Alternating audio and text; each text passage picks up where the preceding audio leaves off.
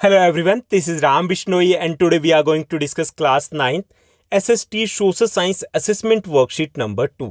ये आपकी 4 अगस्त 2021 की वर्कशीट रहेगी। जैसे कि आप सभी को पता है ट्वाइस इन ए मंथ यानी कि मंथ में 2 बार आपको असेसमेंट वर्कशीट मिलनी है। फर्स्ट जो असेसमेंट होगा वो आपका first week of the month में होगा। सेकंड असेसमेंट जो मंथ का होगा वो होगा third week of the month में। जो फर्स्ट असेसमेंट रहेगा वो आपका सब्जेक्टिव रहेगा और सेकेंड आपका ऑब्जेक्टिव रहेगा। ये जो असेसमेंट वर्कशीट मिल रही है ये आपके क्लास टेस्ट की तरह यानी कि एवरी 15 डेज के बाद आपका क्लास टेस्ट होता है और आपसे उम्मीद की जाती है कि आप इनको खुद करोगे। Okay, you are suppose to do by yourself, खुद करने वाले हो, ऐसा लगता है सभी को और वास्तव में ऐसा ही होना चाहिए क्योंकि ये खुद का असेसमेंट, आपको खुद का असेसमेंट करना है, खुद को असेस करना है आपने कितना सीखा। ईजिली कर पाओगे क्योंकि ये काफ़ी ईजी आती है। तो अगर आप खुद कर सकते हो तो try to do by yourself, खुद करने की कोशिश कीजिए। अगर आपको लगता है कि थोड़ा कॉन्फिडेंस नहीं है, कुछ गड़बड़ हो सकती है, तो आप पहले ट्राई कीजिए एटलीस्ट, उसके बाद आप अपने आंसर्स को यहाँ पर टैली कर सकते हो। इससे आप बेटर तरीके से सीख पाओगे, आगे बढ़ पाओगे। ओके, चलिए देखते हैं आज की इस असेसमेंट वर्कशीट नंबर 2 में क्या दिया गया। यहाँ पर टोटल आपके मैक्सिमम मार्क्स 20 रहेंगे। 2 पार्ट्स में रहेगी। फर्स्ट पार्ट में हमें 5 MCQs दिए गए, सेकेंड पार्ट में हमें 5 शॉर्ट आंसर टाइप क्वेश्चंस दिए गए। सबसे पहले हम फर्स्ट पार्ट को सॉल्व करेंगे। यहाँ पे हमें एक पैसेज दिया गया जिसको हमें रीड करना है और उस पर बेस्ड कुछ इजी क्वेश्चंस को सॉल्व करना है। तो ये जो हमें दिया गया, चलिए इसको रीड आउट करते हैं। Indian parliament consist of the president, the Rajya Sabha and the Lok Sabha. Indian parliament की बात करें तो there are the 3 organs, 3 organ होते हैं। First one is the president और उसके अलावा the Rajya Sabha and the Lok Sabha. इन तीनों से मिलकर के हमारी पार्लियामेंट बनती है। After the Lok Sabha election party getting the majority forms the government. Lok Sabha election के बाद जिस पार्टी को मेजोरिटी मिलती है, मेजोरिटी मीन्स मोर देन 50% जिसको सीट्स मिलती है, तो वो गवर्नमेंट बनाती है। कई बार ऐसा भी होता है sometimes a coalition government is formed in the absence of the majority. कई बार ऐसा होता है कि किसी सिंगल पार्टी को मेजोरिटी नहीं मिल पाती, तब वहां पर एक कोलिशन की गवर्नमेंट बनती है, गठबंधन की सरकार जिसे बोलते हैं, गठबंधन की सरकार बनती है, खिचड़ी सरकार बनती है। The political parties which oppose the majority party in the parliament are called the opposition parties. अब जिस पार्टी की जो सरकार बनी तो वो तो रूलिंग पार्टी हो गई, और जो बाकी पॉलिटिकल पार्टीज है जिनकी गवर्नमेंट नहीं है वो क्या होगी, उन्हें कहेंगे हम अपोजिशन पॉलिटिकल पार्टी। जैसे अब सेंट्रल गवर्नमेंट की बात करें तो BJP is the ruling party and Congress is the opposition political party. Delhi की बात करें तो दिल्ली में आप देखिए कि आम आदमी party is the ruling party and BJP and Congress है वो अपोजिशन पॉलिटिकल पार्टीज है। Clear. The prime minister is the head of the ruling party के हेड होते हैं, वो प्राइम मिनिस्टर होते हैं लोकसभा में, जो कि गवर्नमेंट के भी हेड होते हैं। The prime minister selects the other minister, बाकी मिनिस्टर उनको सेलेक्ट प्राइम मिनिस्टर करते हैं, such as the health minister, education minister, finance minister, okay, defence minister. जितने भी मिनिस्टर्स होते हैं उनका सिलेक्शन प्राइम मिनिस्टर ही करते हैं। Who take charge of the government work related to this, और उन्हीं को क्या चार्ज मिलेगा ये सब कुछ भी प्राइम मिनिस्टर ही डिसाइड करते हैं। क्लियर। ये था हमारा पैसेज और इसी पर बेस्ड कुछ इजी क्वेश्चन है। चलिए देखते हैं हमारा फर्स्ट क्वेश्चन। फर्स्ट क्वेश्चन दिया गया Indian parliament is formed by, किससे बनती है। फर्स्ट ऑप्शन है Rajya Sabha and Lok Sabha, second option president and Rajya Sabha, उसके बाद नेक्स्ट जो ऑप्शन दिए गए Lok Sabha and president, fourth option दिया गया president Rajya Sabha and Lok Sabha. Clear. तो इसमें हमारा करेक्ट आंसर रहेगा डी, यानी कि जो पार्लियामेंट, इंडियन पार्लियामेंट है उसमें the president, the Rajya Sabha and the Lok Sabha, ये तीनों इंक्लूड होते हैं, उससे बनती है हमारी पार्लियामेंट। क्लियर। उसके बाद सेकंड जो हमारा क्वेश्चन दिया गया, यानी कि फर्स्ट का आंसर आपका डी होगा। सेकंड जो क्वेश्चन दिया गया द गवर्नमेंट ऑफ 2 और more parties in absence of a majority is called, कि जब मेजोरिटी अगर किसी पॉलिटिकल पार्टी को नहीं मिली है तो जो गवर्नमेंट बनती है 2 या 2 से ज़्यादा पार्टी मिल करके बनाती है तो उसको क्या बोलते हैं, 1 पार्टी गवर्नमेंट। सेकंड ऑप्शन है कोलिशन गवर्नमेंट, थर्ड है बोथ 1 and 2 एंड फोर्थ दिया गया नन ऑफ द अबव। तो इसमें करेक्ट आंसर रहेगा आपका बी, कोलिशन गवर्नमेंट बोलते हैं, यानी कि गठबंधन की सरकार उसे। क्लियर। उसके बाद थर्ड क्वेश्चन दिया गया था prime minister selects, prime minister किसको सेलेक्ट करता है। फर्स्ट ऑप्शन है मिनिस्टर को, सेकंड है एजुकेशन मिनिस्टर को, थर्ड जो दिया गया फाइनेंस मिनिस्टर को, और डी दिया गया ऑल ऑफ द अबव। तो इसमें डी रहेगा ऑल ऑफ द अबव, यानी जितने भी टाइप के मिनिस्टर्स होते हैं उनका सिलेक्शन प्राइम मिनिस्टर ही करते हैं। तो यहाँ पर डी हमारा करेक्ट आंसर रहेगा। एक बार फिर से देखिए, फर्स्ट का आपका आंसर रहेगा डी, सेकंड का आंसर आपका बी रहेगा और थर्ड का आपका आंसर रहेगा डी। क्लियर। चलिए अब हम फोर्थ क्वेश्चन को भी डिस्कस कर लेते हैं। फोर्थ हमारा क्वेश्चन है opposition parties which oppose the majority party in the parliament is called. जो अपोजिशन पार्टी है, जो रूलिंग पार्टी है, उसका अपोज करती है, उनको क्या बोलते हैं? जैसे जो मेजोरिटी पार्टी है वो तो रूलिंग पार्टी होगी, बाकी जो पॉलिटिकल पार्टीज है उनको क्या कहा जाता है, ये हमें बताना है। फर्स्ट ऑप्शन है अपोजिशन पार्टी, सेकंड है रूलिंग पार्टी, सी दिया गया बोथ, डी दिया गया none of the above. Correct answer आपका ए रहेगा, अपोजिशन पॉलिटिकल पार्टीज कहा जाता है, जैसे कि Congress is the main opposition political party in the Lok Sabha. उसके बाद फिफ्थ हमारा क्वेश्चन है, who is the head of the ruling party in the government. Government में रूलिंग पार्टी के हेड कौन होते हैं?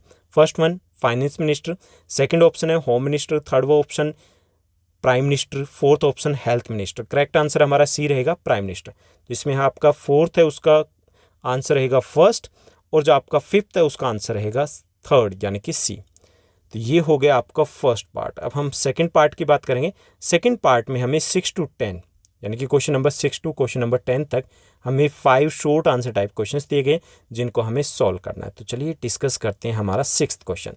जो 6th क्वेश्चन दिया गया इजी है काफ़ी।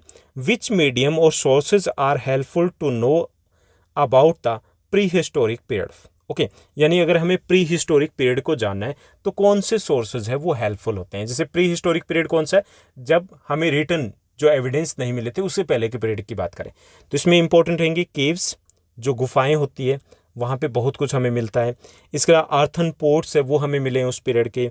स्टैम्प्स जो मिली है, मोहरें जिसको बोलते हैं।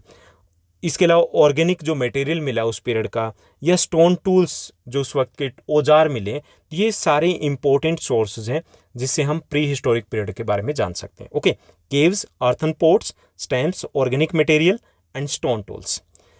उसके बाद 7th हमारा क्वेश्चन रहेगा, एक ओपन एंड क्वेश्चन है जो हम कई तरीके से इसका आंसर दे सकते हैं। How are the decision of the people respected in a democracy. Democracy में लोगों के डिसीजन की कैसे रिस्पेक्ट की जाती है, या फिर डेमोक्रेसी में लोगों की कैसे सुनी जाती है, एक ही बात है। ओके, फर्स्ट है decision in a democracy are taken after long और लॉट ऑफ डिस्कशन। यानी कि डिसीजन जो दिए जाते हैं डेमोक्रेसी में वो काफ़ी सारे डिस्कशन के बाद लिए जाते हैं। In a democracy decisions are taken keeping in mind the interest and demands of the people.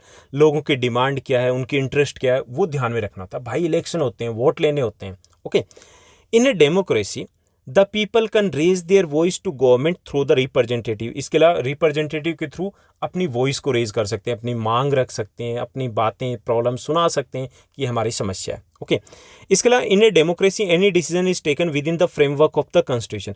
और कोई भी डिसीजन लिया जाता है वो कॉन्स्टिट्यूशन के फ्रेमवर्क में होता है। इट मीन्स दैट उसमें इक्वालिटी इंश्योर की जाती है। तो इस तरीके से हम देखेंगे कि जितने भी डिसीजन होते हैं गवर्नमेंट के, वो पब्लिक के आसपास ही घूमते हैं, उन्हीं के पॉइंट ऑफ व्यू से लिए जाते हैं। क्लियर? तो यहाँ पर रिस्पेक्ट की जाती है लोगों के डिसीजन की, उनकी इच्छाओं की, उनकी विशेष की। उसके बाद 8th जो हमें क्वेश्चन दिया गया, 8th हमारा क्वेश्चन है, who has the main role in spreading the spirit of nationalism. Nationalism यानी कि लव और अफेक्शन टुवार्ड्स द नेशन, देश के प्रति जो प्रेम है वो नेशनलिज्म। तो ये जो फीलिंग थी पहले नहीं होती थी, उसको फैलाने में, उसके प्रसार में सबसे इंपॉर्टेंट रोल किसका रहा हमें बताना। Okay, so Gandhi ji played the main role in the rise of nationalism और the growth of nationalism in India. उसके लिए उन्होंने ही gave the idea of satyagraha का उन्होंने आइडिया दिया। सत्याग्रह मीन्स 2 वर्ड का कॉम्बिनेशन है, सत्या प्लस आग्रह।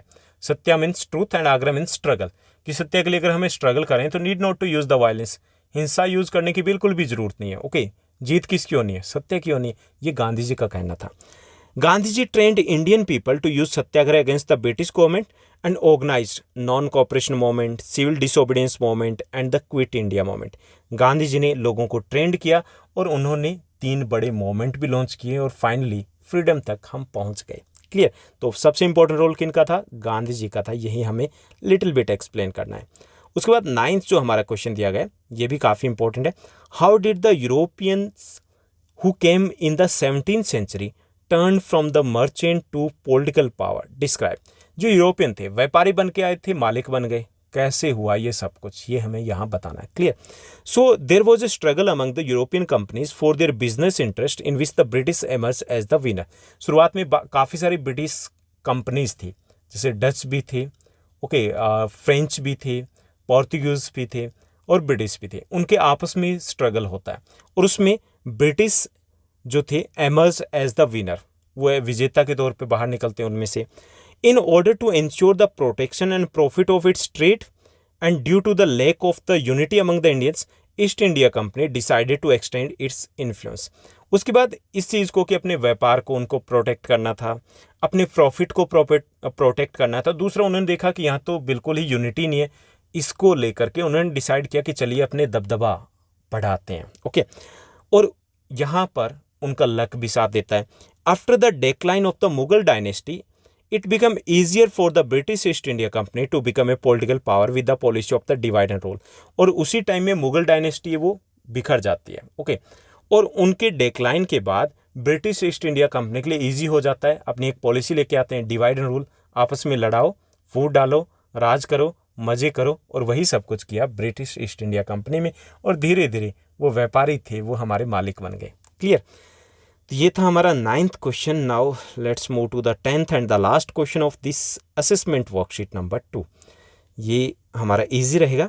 What efforts were made to share political participation of all sections of the community in the parliament? Explain.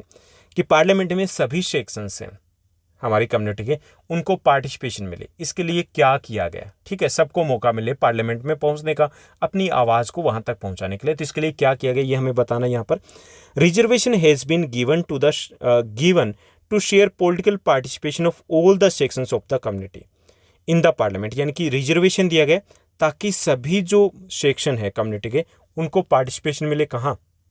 Parliament में। Okay, some seats have been reserve for the schedule caste and the schedule tribe के लिए कुछ सीटें वो क्या की गई?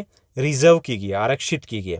At present की बात करें 84 seats are reserved for the SC and 47 seats are reserved for the scheduled caste और schedule tribe in Lok Sabha. Okay, यानी कि एससी के लिए 84 सीट्स और एसटी के लिए 47 सीट्स है वो लोकसभा में रिजर्व की गई। तो ये सब कुछ हमने रिजर्वेशन के थ्रू इंश्योर किया कि सबको मौका मिले, सबको भागीदारी मिले लोकसभा में, पार्लियामेंट में। ओके, तो ये थी आपकी असेसमेंट वर्कशीट नंबर 2 जो कि ईजी थी। आई होप सब कुछ अच्छे से समझ में आया होगा। अगर ये वर्कशीट अच्छी लगी, समझ में आया, तो इस वीडियो को लाइक करने के साथ साथ एटलीस्ट अपने 3 फ्रेंड्स के साथ शेयर जरूर कीजिएगा। स्टेटस पे भी लगाना चाहो तो लगा लीजिएगा। आज के लिए बस इतना ही। Thank you, bye bye, have a nice day. मिलते हैं नेक्स्ट वीडियो में।